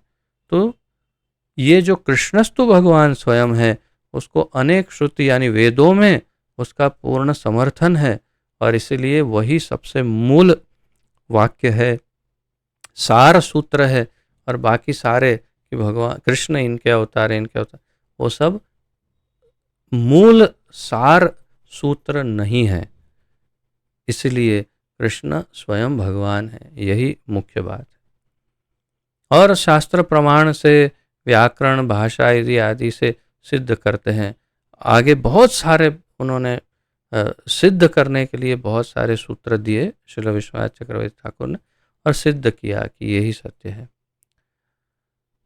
और फिर जैसे हमने चर्चा की तो कृष्ण क्या अनेक रूप जो उनके रूप हैं, ऐसा भी कोई पूछ सकता है। और एक प्रश्न उन्होंने पूछा कि तो क्या कृष्ण के ही अनेक रूप, जैसे द्विभुज रूप कृष्ण का और चतुर्भुज रूप देवकी के सामने चतुर्भुज में आए, कौमार अवस्था, पौगंड अवस्था, बाल्य अवस्था आदि सब अलग अलग है कृष्ण के, अलग अलग रूप। हम तो सुनते हैं जैसा कि भक्ति रसामृत सिंधु में रूप गोस्वामी बताते हैं कि भगवान का नित्य रूप जो है वो उनका 16 वर्ष के आयु का एक कुमार जैसा होता है, वही अवस्था उनकी नित्य है, वो उनका मूल रूप है।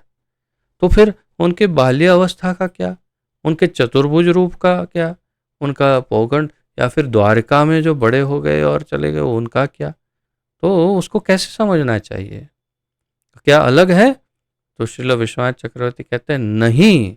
श्रीमद् भागवत के 10वें स्कंद के 40वें अध्याय का 7वां श्लोक है 10.40.7, बहु मूर्ति एक मूर्तिकम, अर्थात केवल जीव भ्रमित होता रहता है और भगवान को अनेक रूप में समझता है, देखता है, परंतु वास्तव में वो सारे रूप भी एक ही कृष्ण के रूप हैं, सब एक ही है, एक ही मूल रूप में ही कृष्ण है, जो दिखते अलग अलग अलग है इत्यादि। और फिर इसी को यदि आपको बड़े विस्तार से समझना हो तो चैतन्य चरितामृत की आदि लीला में दूसरे अध्याय के 67वें श्लोक 67 2.67 से लेकर 2.89 तक कृष्ण ही भगवान हैं, कृष्ण ही आदि भगवान है, मूल भगवान है, कृष्णस्तु भगवान स्वयं। इसको समझाने के लिए 2.67 से 2.89 श्लोक तक चैतन्य चरितामृत की आदि लीला में पूर्ण रूप से विस्तारित किया हुआ है इस बात को, और सिद्ध किया कि कृष्ण ही भगवान है, पूर्ण भगवान है। आप चैतन्य चरितामृत से इसका अध्ययन कर सकते हैं। मुझे लगता है इतना तो बहुत ही अधिक है, पर्याप्त है समझने के लिए इस श्लोक को। और आज यहाँ विराम लेते हैं। ऐसे मैंने निवेदन किया, अनेक आचार्यों की बहुत और भी टीकाएं हैं, परंतु पर्याप्त इतना ही है मेरे ख्याल से। तो इस विषय में यदि किसी का कोई विशेष प्रश्न आदि हो, उत्कंठा, कोई जिज्ञासाएं, तो हम पूछ सकते हैं, अन्यथा विराम लेते हैं।